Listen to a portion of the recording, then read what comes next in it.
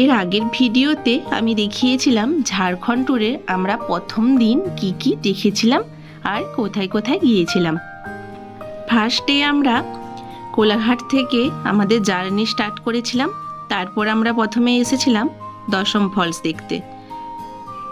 রাঁচিতে দশম ফলস দেখে তারপর আমরা রাঁচি রিং রোড হয়ে পাত্রাতু ভ্যালিতে পৌঁছাই। পাত্রাতু ভ্যালিতে বেশ কিছুক্ষণ সময় কাটিয়ে তারপর আমরা যাই পাত্রাতু লেকের উদ্দেশ্যে। আমাদের ছিল পাত্রাতু লেকের ধারেই একটা রিসর্টে বুকিং করা ছিল। আজ আমি দেখাবো পাত্রাতু লেক। পাত্রাতু লেকটা আপনাদেরকে ঘুরিয়ে দেখাবো, আর পাত্রাতু লেকে কি কি অ্যাক্টিভিটি করা হয় সে সমস্ত কিছু আজকের এই ভিডিওতে দেখতে পাবেন, তাই ভিডিওটা লাস্ট অবধি দেখুন। রাঁচি থেকে রাঁচি রিং রোড হয়ে যদি আসা যায়, পাত্রাতু লেকের দূরত্ব 51 কিলোমিটার। সময় লাগে 1 ঘন্টা 20 মিনিট। আপনারা যদি একইভাবে আসেন, মাঝে যদি কোথাও দাঁড়ান তাহলে টাইমটা আর একটু বেশি লাগবে অবশ্যই। আমাদের হোটেলের নাম ছিল সরোবর বিহার।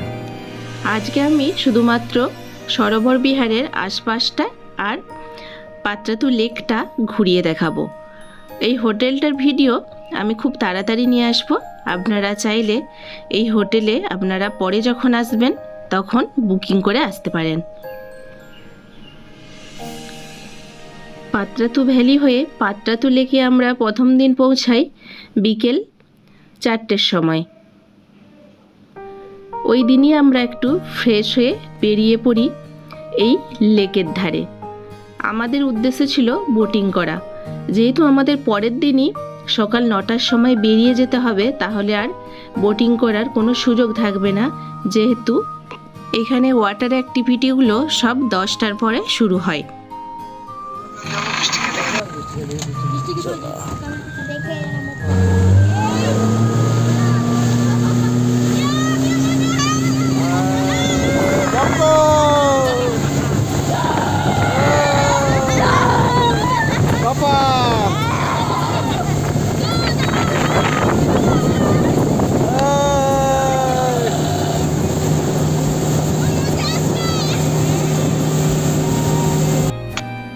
ওয়েদারটা দেখতে পাচ্ছেন, আকাশ একদম কালো করে এসেছে, দেখে বোঝা যাচ্ছে ঝড়ের পূর্বাভাস।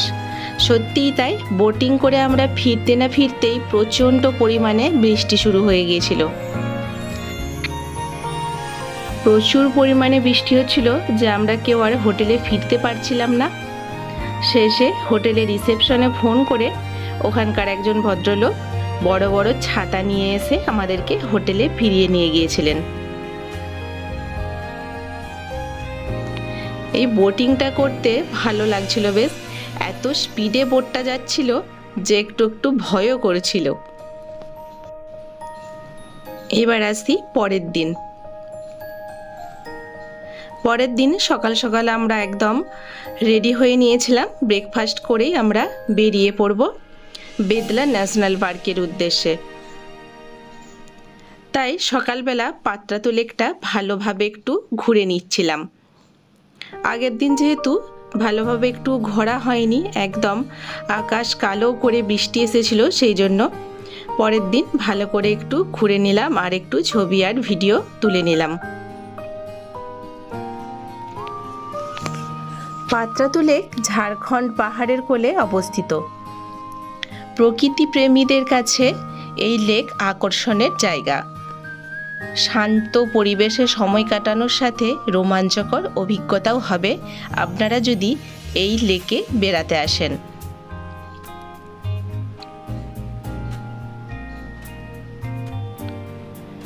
এখানে ওয়াটার স্পোর্টসের সাথে আপনারা নেচার ওয়ার্কসও করতে পারবেন।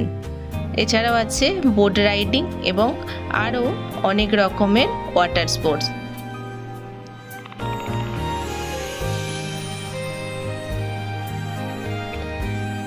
এই লেকটিতে ফটোগ্রাফি, পিকনিক, বোটিং এবং প্রি ওয়েডিং ফটোশ্যুটও হয়।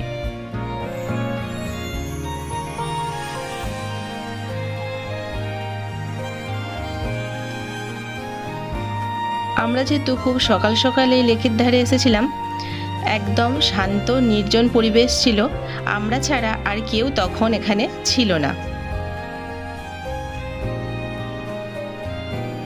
এরকম একটা শান্ত পরিবেশে হাঁটতে সত্যি ভীষণ ভালো লাগছিল।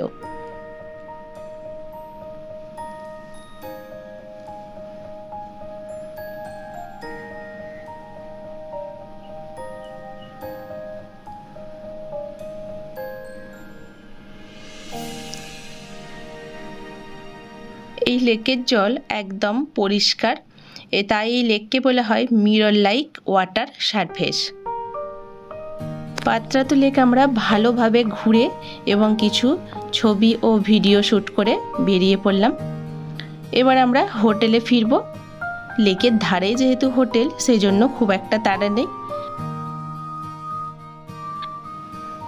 আমরা আমাদের ব্রেকফাস্ট হোটেলে অর্ডার করেই তারপর ঘুরতে বেরিয়েছিলাম।